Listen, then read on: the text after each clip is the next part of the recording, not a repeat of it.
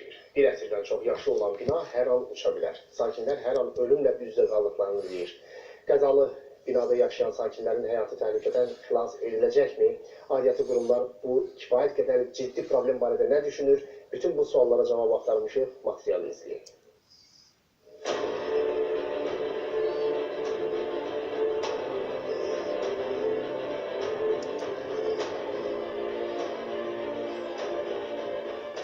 Yaşayış binasının demək olar ki, hər tərəfində eyni mənzərə hökm sürür.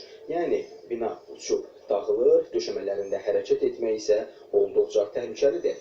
Amma buna baxmayaraq Nəsimi rayonu İzzət Həmidov və Eldar Tağızadə küçələrində yaşayan sakinlər bu vəziyyətdə dözməyə məcburdurlar. İndi bu binada 13 ailə yaşayır. Sakinlər deyir ki, 1900-cü ildə inşa olunan binanın istismar müddəti başa çatdığından hər an uçma təhlükəsi var. Elə bu səbəbdən bəzi sakinlər evlərini tərk edərək kirayələrə köçür. Binanın qəzalı vəziyyətdə olması ilə bağlı dəfələrlə əraziyə baxış keçirilib. Amma sakinlərə nə vaxt köçürüləcəkləri barədə dəqiq söz deyilməyib. Yuxarı mərtəbənin taxtaları çürüyüb. Getmək çətindir. Pilləkənə baxdıq görsən, özünüz görərsiniz. Evin altına baxın, taxta necə çürüyür. Birazdan bura uçacaq.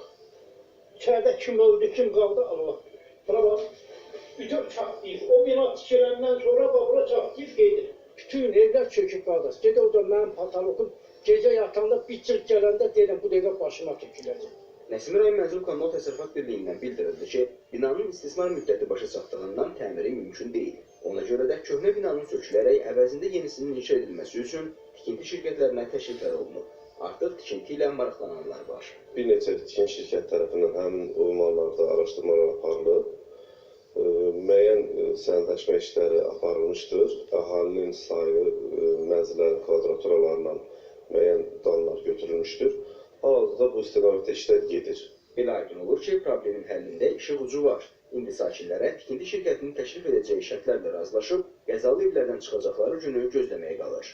Əhməd Məmmədov, Rahil Bəhlulzadə, ATV Xəbər.